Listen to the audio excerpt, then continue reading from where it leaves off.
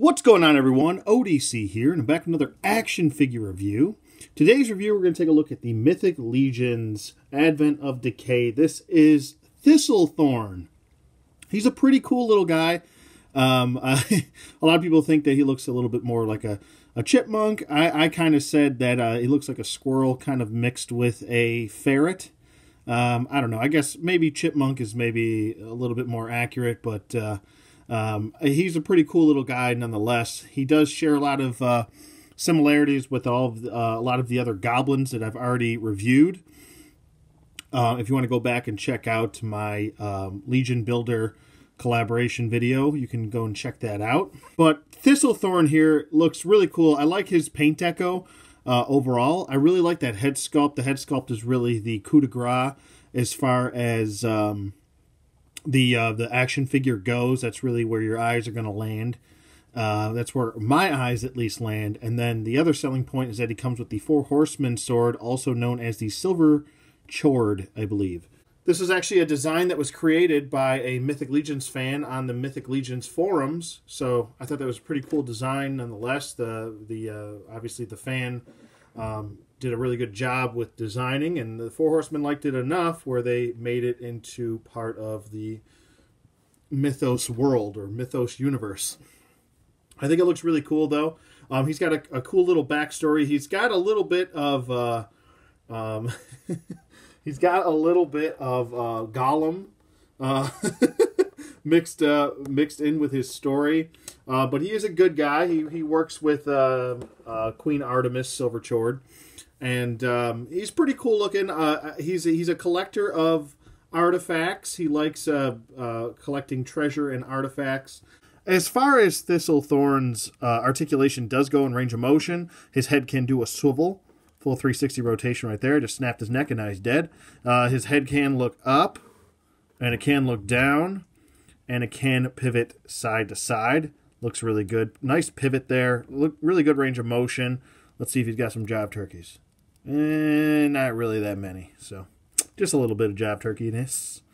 The arms go up. That's about maxed out right there. Pretty good range of motion right there in the arm. Can do a full 360 rotation without the shoulder pads on. I'm actually kind of considering taking the shoulder pads off. I think this would actually fit the character better to have the shoulder pads off. So why don't we go ahead and just do that right now. We can do a full 360 rotation. A single bend at the elbow. He does have a swivel at the elbow, a swivel at the gauntlet, a swivel at the wrist, and a hinge joint, which goes back and forth. And then we do have an ab crunch, or a diaphragm joint, technically, ab crunch, diaphragm joint, whatever you want to call it. That can do a good rotation right there. Can pivot side to side, can swivel also. Can crunch back, can crunch forward. We also have a waist swivel right here. And then we have his T-jointed, ball-jointed hips, which go out. And legs go forward. Legs go back nicely. So really good range of motion in the legs. Upper thigh swivel, a single jointed knee. Really good range of motion there. A swivel at the knee, a swivel at the ankle, a hinge joint which points the heel about that far, points the toe, and then we have ankle pivot. So, and two peg holes at the bottom of his feet. And that is Mr. Thistly's articulation. As far as Thistlethorn's accessories go, these are pretty much all of his accessories, minus the 3 back peg adapters for wings and etc. I already showed you the sword, but here I'll show you it again. Sword looks pretty cool. Don't have an issue with any of that. Nicely done. We've seen this sword numerous times before. I'm not going to go through it again. We do have his 2 shoulder pads, which are painted very nicely. So they did a really good job with that, and we've seen this armor plenty of times. I think I like him better without the shoulder armor, though. I think it looks a little bit better. But I like the copper with the green and the gold. I think that looks really good. And a nice little gold stud in the front of the shoulder piece. I'll get to that in a second. We also have these 2 kind of sickle swords. You can have them have him dual wielding, or you can have him I guess it would technically still be dual wielding if these were even connected. But you can have this these disconnected or connected. We simply have a peg system right here, and here is the open port section. You pretty much just pop those in like that, and it's that simple. You can rotate these in opposite directions if you want to have him holding it like this. I think it looks pretty good. Either way, any way you want to do it, it looks good. I think I'm going to have it face the same way, though. There you go, like that. I think that looks pretty darn good. This is a rather large or long piece. If you do stack it up next to him, this is obviously taller than even he is. It's actually taller than even Sir Gideon, and the majority of the other figures. And the last piece is the Silverchord sword. Silverchord sword. Say that 10 times fast. But it looks really good. I like the overall paint deco on here. There is a... now, this is the one that specifically comes with this figure. There is another one, and I have it right here, that has a different paint deco that you could have got through the Kickstarter as well. And that is, it's colored this way. So there you have your differences there. Where this one has definitely more paint apps going on with it. It's got obviously the kind of like a turquoise metallic going on here, where this is just kind of like a copper. And then you have your little gold studs going throughout. You've got a different colored compared to this version, where this is just a silver. This is like a nice like charcoal gray color. And then we have a silver color for here. And then we have a wash, like a black wash, like some dry brushing going throughout the blade to kind of give it off. Give off that little bit of wear and tear throughout battles. We also have a little bit of gray, charcoal gray color right here, going throughout a little bit over here too, and then the rest is all kind of like a metallic greenish color. So I think it looks pretty good overall. I'm trying to get these to stay put, but they don't want to stay put for some reason. There we go. That's much better. But everything looks really good. I like the design of this sword. I think it looks pretty cool. Since the good guys have one of these, I figured, you know what, why not give this to the bad guys? I think that would make a lot of sense to have maybe good guys have one, bad guys have the other one. We'll go that route. But this one's kind of more of a little bit less paint apps on this one. This is the sword that you could actually get separately. But it's pretty much the Four Horsemen logo, which I think is pretty cool, turned into a sword. As one of the last elusive woodland goblins, the Relic Master Thistlethorn has dedicated himself to preserving the history of Mythos.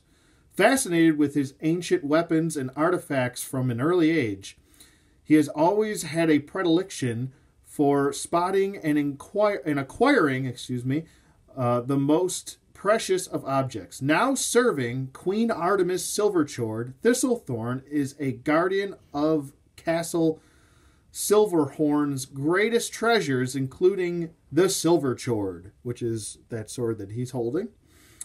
A sacred weapon inherited by Artemis to aid her in her fight against the emerging evil seeking to corrupt all of Mythos.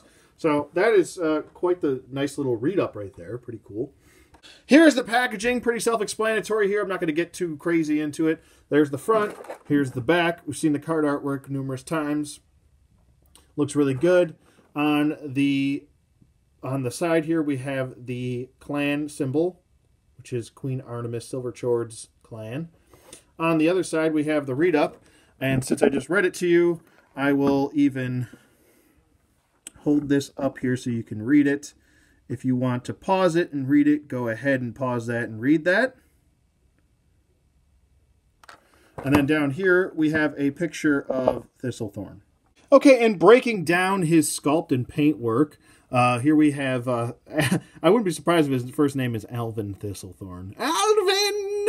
Alvin! He looks really cool. Here is the face sculpt up close and personal.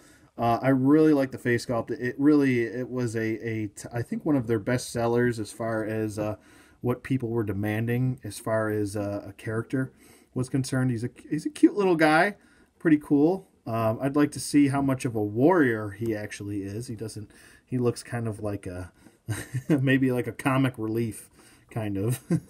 But I'm sure at the end of the day, he can get the job done.